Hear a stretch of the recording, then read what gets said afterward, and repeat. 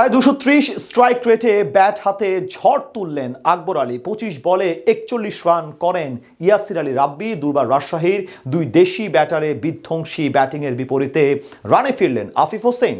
কিন্তু প্রতিপক্ষের বোলারদের নিয়ন্ত্রিত বোলিংয়ে জমে উঠে দুই দলের ম্যাচ। 178 রানের ম্যাচটাও শেষ পর্যন্ত লড়াই হয় হাড্ডাহাড্ডি। উত্তেজনাপূর্ণ ম্যাচে খুলনা নাকি রাজশাহী, শেষ হাসিটা হাসলো কে, সেটাই জানবো রিপোর্টে।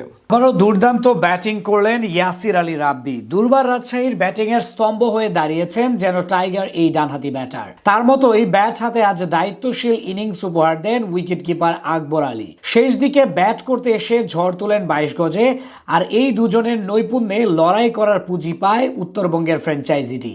এদিন সিলেট আন্তর্জাতিক ক্রিকেট স্টেডিয়ামে টস জিতে আগে বল করার সিদ্ধান্ত নেয় খুলনা টাইগার্স। বিপিএল এর এবারের মৌসুমে সবগুলো দলের জন্যই যেন এটি একটি নিয়ম হয়ে দাঁড়িয়েছে যে টস জয়ের পর বোলিং নেওয়া।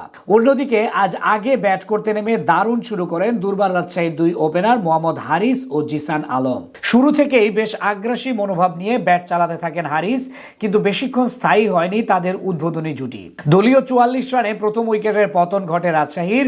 20 বলে 27 রান করে সাজঘরে ফিরেন মোহাম্মদ হারিস। এদিন ব্যাট হাতে একবার জীবন পেলেও ইনিংস বড় করতে পারেননি অধিনায়ক এনামুল হক বিজয়। নাসুম আহমেদের বলে আউট হওয়ার আগে তিনি করেন 8 বলে মাত্র 7 রান। 4 নম্বরে সুযোগ পেয়েছিলেন তরুণ ব্যাটার মেহরাব হোসেন, কিন্তু নিজেকে প্রমাণ করতে পারেননি এই বাহাতি। তার ব্যাট থেকে আসে মাত্র 5 রান। ধুঁকতে থাকা দুর্বার রাজশাহীর ব্যাটিং অর্ডারে চাপ পড়ে জিসান আলম বিদায় নিলে খুলনা টাইগার্সের নিয়ন্ত্রিত বোলিংয়ে কিছুটা ব্যাক ফুটে চলে যায় তারা। সেখান থেকে হাল ধরেন ইয়াসির আলী রাব্বি ও রায়ান বার্ল।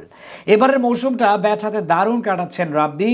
তারই ধারাবাহিকতায় আজ 5 নম্বরে ব্যাট করতে এসে 3টি 4 ও 2টি ছক্কার সাহায্যে তুলেন 25 বলে 41 রান। তার বিদায়ের পর ব্যাট হাতে ঝড় তুলেন যুব বিশ্বকাপ জয়ী কাপ্তান আকবর আলী। তিনি করেন মাত্র 9 বলে 21 রান। অন্যদিকে রায়ান বার্ল অপরাজিত থাকেন 29 বলে 48 রান করে।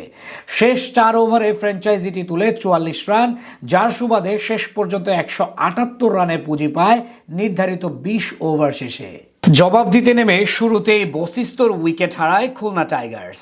এবার বিপিএল এ ব্যাট হাতে নিজেকে মেলে ধরতে না পারলেও বল হাতে পাওয়ার প্লেতে প্রতি ম্যাচেই দারুণ নৈপুণ্য দেখাচ্ছেন জিসান আলম। মূলত তার বলেই তাসকিনের হাতে ক্যাচ দিয়ে ফিরেন বশিষ্ট। এদিন 3 নম্বরে নেমে মাত্র 1 রান করেন মেহেদী হাসান মিরাজ।